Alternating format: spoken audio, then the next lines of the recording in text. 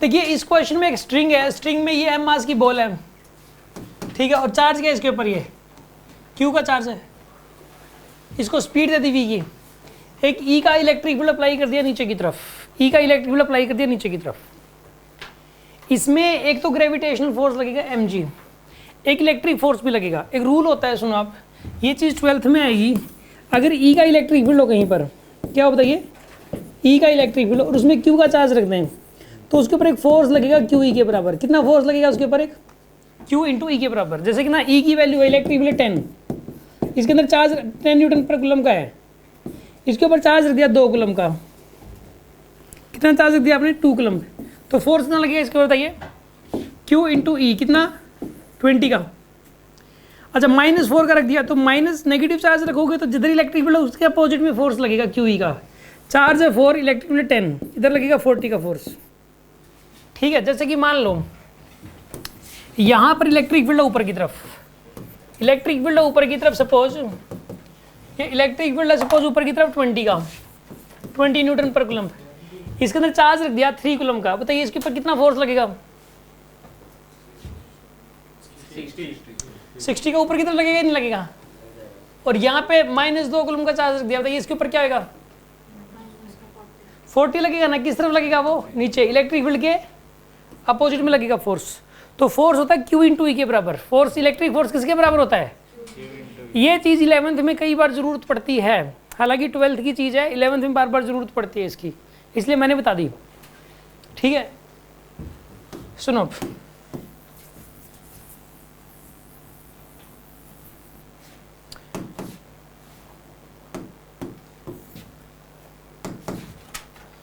मान लो कि ये बिल्डिंग है, एक बिल्डिंग पे ये आशीष चढ़ गया ऊपर, नंबर इसका एक क्वेश्चन गलत हो गया था भाई, 76 आए तो परेशान हो गया, परेशान हो गया, बिल्डिंग पे चढ़ गया। मास मान लो इसका कितना है, मास 6 kg मान लो, मास 6 kg मान लो, तो 60 न्यूटन वेट हो गया, 60 न्यूटन वेट हो गया, ठीक है। मास 6 kg है तो 60 न्यूटन वेट हो गया।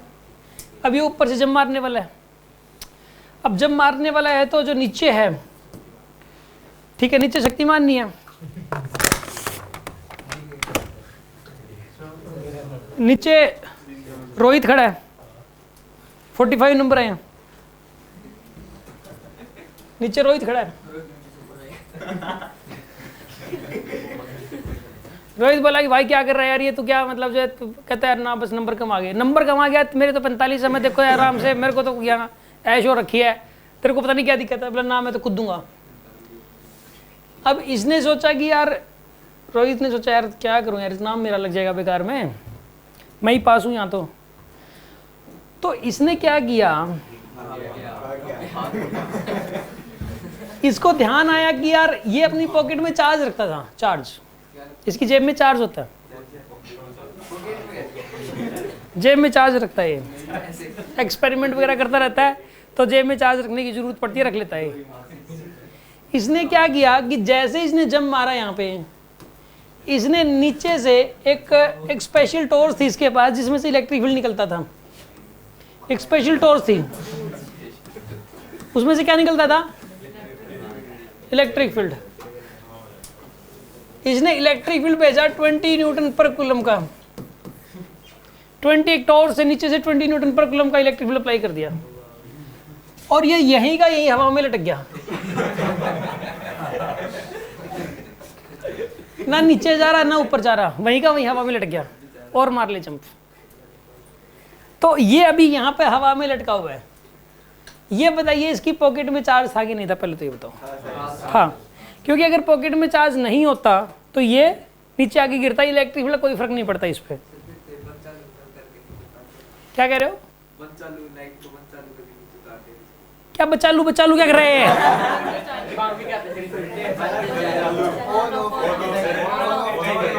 ऑन ऑफ क्या, अच्छा बंद चालू बोल रहे हैं, चालू चालू कर रहा है। देखो इसके, सुनो देखो इसके, देखो इसके अंदर ध्यान से देखो, बात तो वैसे ही कह रहा है, इसको नीचे अगर उतारना है तो पता क्या करे, एक बार ऑफ कर दे, थोड़ा नीचे आएगा तो एकदम ऑन कर दे, फिर ये फिर ऑफ कर दे, ऑन कर दे, ऑफ कर दे, ऑन करके धीरे धीरे करके ये नीचे उतार लेगा इसको, बिना चोट लगे ये नीचे आ सकता है। या फिर ये कह सकता है कि भाई काम कर, वापस बिल्डिंग पे जल्दी वापसी यहीं पे आ जा, ठीक है। तो ऐसा भी कर सकता है ये, ठीक है। चलो एनीवे, अब ये बताइए इसकी पॉकेट में चार्ज कितना था, क्वेश्चन ये है, find the charge in the pocket. Charge कितना था पॉकेट में यार, ये हमें पता है किसलिए लटक गया, क्योंकि इसके ऊपर नेट फोर्स 0 है। नेट फोर्स क्या है इसके ऊपर 0, नीचे क्या लगेगा mg कितना लगेगा 60, ऊपर क्या लगेगा QE कितना लगेगा इसके ऊपर 20 इंटू क्यू का, इलेक्ट्रिक फील्ड तो 20 है, चार्ज कितना इसके पॉकेट में Q, नीचे क्या लगा mg, तो 20 Q की वैल्यू किसके बराबर जानी चाहिए, तो Q की वैल्यू कितनी आएगी यहाँ पे, तो यहाँ पे इसकी पॉकेट में जरूर 3 कूलम का चार्ज था, तभी बच गया ये। समझ में आ गई होगी बात आपको। अब सुन लो अगली बात, रियलिटी में पता है क्या, ये मुश्किल है बहुत है, क्योंकि ऐसी जो टॉर्च नहीं होती, एक बड़ा सिस्टम अरेंज करना पड़ेगा इलेक्ट्रिक फील्ड अप्लाई करने के लिए। यहाँ पे नीचे प्लेट्स वगैरह ऐसी कोई टॉर्च नहीं आती, लेकिन इलेक्ट्रिक फील्ड अप्लाई किया जा सकता है। एक नीचे एक प्लेट रखनी पड़ेगी, उसको चार्ज करना पड़ेगा, तब जाके इलेक्ट्रिक ऊपर की तरफ अप्लाई किया जा सकता है, ठीक है ना। और ऐसे पॉकेट में चार्ज नहीं रखा जा सकता। क्या पॉसिबल है मतलब, नहीं अगर आपके पास चार्ज है तो पॉसिबल है, ठीक है।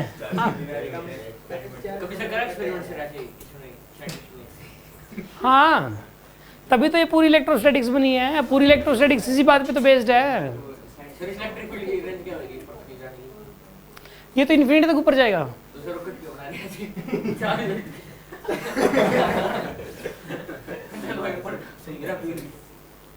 यूनिफॉर्म इलेक्ट्रिक फील्ड ऐसे अप्लाई करना ऊपर तक, यूनिफॉर्म मतलब क्या होता है कि अगर यहाँ पे कोई सोर्स रख दिया, इलेक्ट्रिक फील्ड लाइन्स भेजी ऊपर की तरफ, ये कह रहा है कि फिर रॉकेट क्यों बना दिया, ये इलेक्ट्रिक फील्ड लाइन ऊपर जाने पे ना दूर जाने पे थोड़ी ऐसे बिखर जाएंगी लाइन, ऐसे लाइनें बिखरेंगी तो इनके बीच गैप बढ़ जाएगा, और गैप अगर बढ़ जाएगा तो इलेक्ट्रिक फील्ड वीक पड़ जाएगा, तो दूर जाने पे इलेक्ट्रिक फील्ड वीक पड़ता चला जाता है।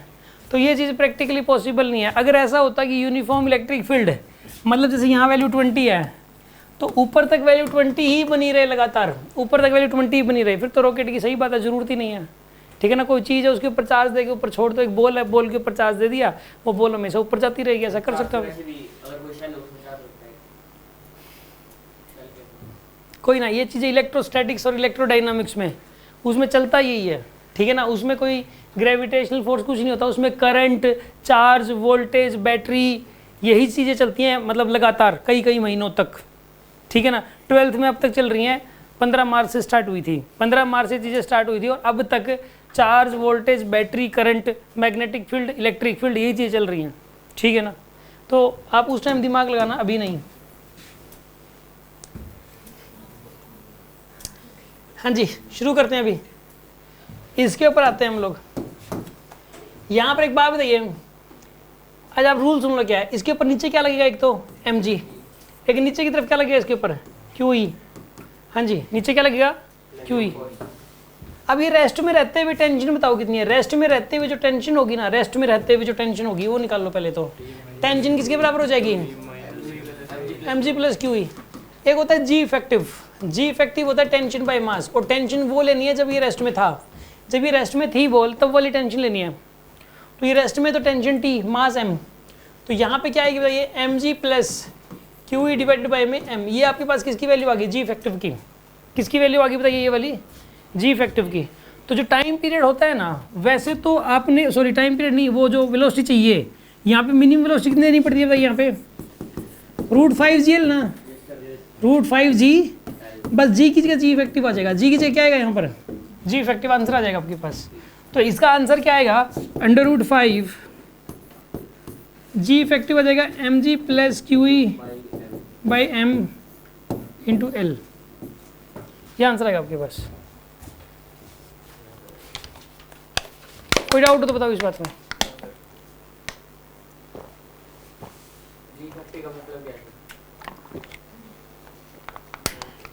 सुनो, पहले नीचे की तरफ क्या लग रहा था, mg नीचे की तरफ, टेंशन के अपोजिट में सिर्फ mg था, ठीक है ना। अब टेंशन के अपोजिट में तो दो हैं, M G plus Q E, दोनों हैं। तो इस सर्कुलर मोशन में दोनों का ही रोल होगा कुछ ना कुछ। अकेला एम जी नहीं लग रहा है, एम जी के साथ में एक चीज़ और लग रही है। तो ऐसे क्वेश्चन में, ऐसे केस में पहले तो एक्सेलरेशन, आप ऐसा मान लो कि एक्सेलरेशन ड्यू टू ग्रेविटी ही बढ़ गया, ठीक है ना, तो वो कितना हो जाएगा, M G plus Q E by M हो जाएगा एक्सेलरेशन ड्यू टू ग्रेविटी। अब ये मान लो आप, तो अब जो नया वाला एक्सेलरेशन ड्यू टू ग्रेविटी हो जाएगा उसको जी इफेक्टिव बोल देंगे। मतलब हमने ये मान लिया कि ये जो क्यू है ये कोई नया फोर्स नहीं है, ये एम जी के साथ जुड़ गया, बस एक एम जी की वैल्यू ही बढ़ गई बस। तो ऐसे केस में मतलब अब जो एक्सेलरेशन ड्यू टू ग्रेविटी महसूस होगा इस बॉल को, पहले तो जी का महसूस हो रहा था, अब जो महसूस होगा इसको एक फोर्स और लगने से ज़्यादा महसूस होगा, तो उसको बोलते हैं जी इफेक्टिव। अब बात समझ आई आपको? चलो अब सुन लो, ये ऐसे ही करते हैं इस क्वेश्चन को, बस यहाँ पे जी मतलब कितने जी जैसा काम होगा अब, ठीक है ना, एक फोर्स और लग गया ना नीचे की तरफ, पहले तो एम जी लग रहा था, एक और लग गया परमानेंट नीचे की तरफ, तो ऐसा लगेगा जैसे एम जी की वैल्यू भी बढ़ गई हो, जैसे जी की वैल्यू बढ़ गई हो, ऐसा फील होगा इसको। तो जो जितना जी की बढ़ी हुई वैल्यू फील होगी उसको जी इफेक्टिव कहेंगे। बात समझ में आएगी नहीं आई आपको? अब एक क्वेश्चन करके दिखाओ आप जरा, अगला क्वेश्चन ये करके दिखाओ जरा एक बार।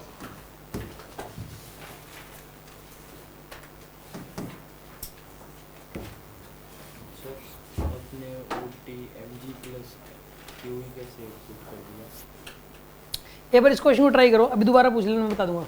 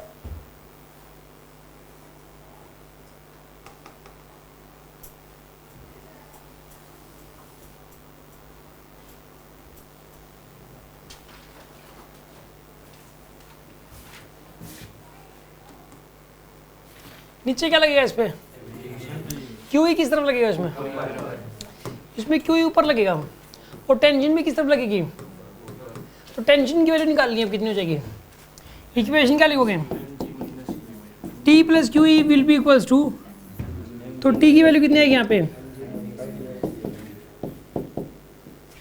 टी की वैल्यू आएगी एम जी माइनस में क्यू ई। ये आपके पास किसकी वैल्यू आई है, टेंशन की वैल्यू आई है। बताइए जी इफेक्टिव कितना हो जाएगा अब, जी इफेक्टिव हो जाएगा टेंशन बाय, टेंशन कितना हो जाएगा M G minus Q E divide पे क्या करोगे एम। ये आपके पास किसकी वैल्यू आ गई, जी इफेक्टिव की वैल्यू आ गई।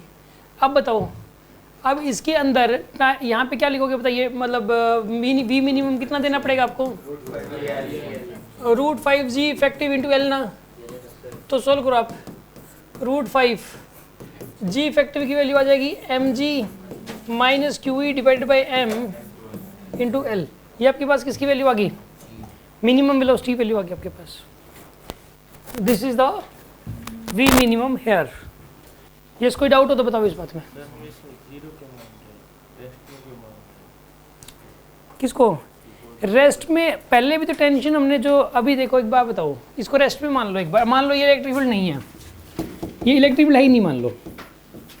अभी जी कैसे निकालोगे इसका, जी ऊपर क्या लग रहा है टी, नीचे क्या लग रहा है एम जी, तो टी की वैल्यू किसकी आप बराबर आ गई। अब जी इफेक्टिव कितना आएगा इस केस में, tension by mass, M G by M, कितना आ गया यहाँ पर ये जी। ये एक ट्रिक है जी इफेक्टिव निकालने की, आप इसमें ये नहीं कर सकते क्यों मान रहे हैं, बस ये जी इफेक्टिव निकालने की एक ट्रिक है। इस बॉल को ऐसा लगेगा जैसे कि मतलब जी की वैल्यू बढ़ के इतनी हो गई हो, जो नीचे की तरफ जो ग्रेविटी फोर्स लगा रही थी, जो ग्रेविटी का जो इफेक्ट था वो पहले जी का था, मतलब acceleration due to gravity G के बराबर था पहले। अब इस बॉल को इतना एक्सेलरेशन महसूस होता है। सर, और ये जो चार्ज है और ये इलेक्ट्रिकल फील्ड है, इसमें कैसे अट्रैक्शन है, इसमें तो इलेक्ट्रिक फील्ड ऊपर है, चार्ज पॉजिटिव है, चार्ज नहीं गिवन होता तो पॉजिटिव लेते हैं चार्ज तो, और इलेक्ट्रिक फील्ड ऊपर की तरफ है तो फोर्स ऊपर की तरफ ही लगेगा इलेक्ट्रिक फोर्स, तो इसमें तो तो पॉजिटिव चार्ज होगा ना, अगर नहीं गिवन है तो पॉजिटिव लेके चलोगे ना आप। अगर चार्ज गिवन ना हो तो पॉजिटिव लेके ही चलोगे।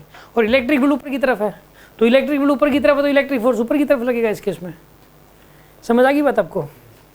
तो इस प्रकार आप जी इफेक्टिव निकाल सकते हो इसका। ये बस एक वे है इसका जी इफेक्टिव निकालने का, ठीक है ना। अगला क्वेश्चन करके दिखाओ जरा, ये वाला क्वेश्चन करो।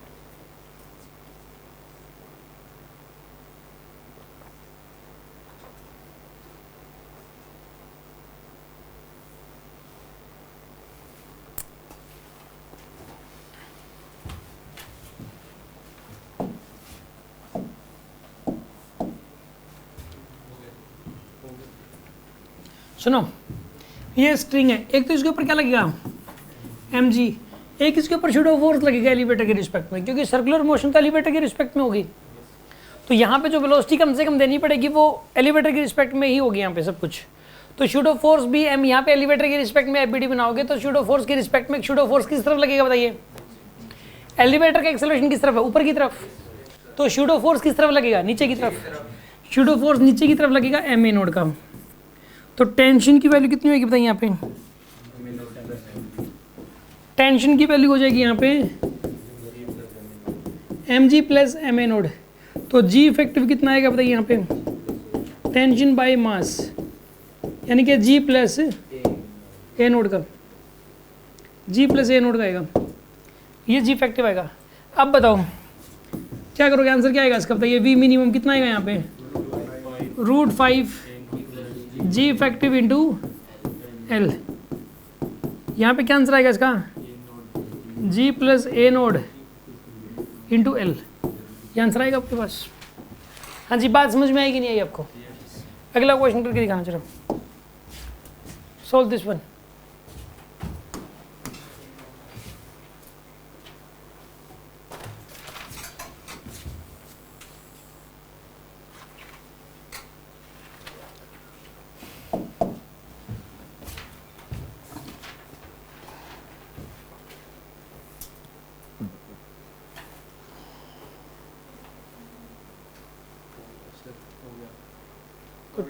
गुड।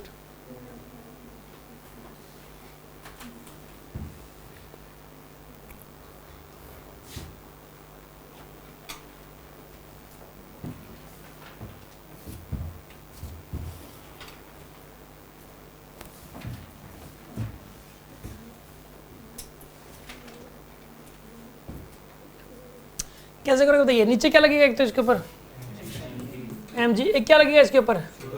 किस तरफ लगेगा? तो और ऊपर की तरफ क्या लगेगा? टेंशन। तो tension plus M A naught, ये किसके बराबर होएगा? एम जी के बराबर। टेंशन की वैल्यू किसके बराबर आएगी यहाँ पे? M G minus M A naught. तो यहाँ पे जी इफेक्टिव कितना आएगा बताइए? टेंशन बाय मास, यानी कि जी माइनस ए नोड। तो ये आंसर क्या आएगा बताइए? वी मिनिमम कितना निकल के आएगा यहाँ पे? √5 जी इफेक्टिव इंटू में एल, यानी कितना आंसर आएगा? 5 जी माइनस ए नोड इंटू में एल, ये आंसर आएगा।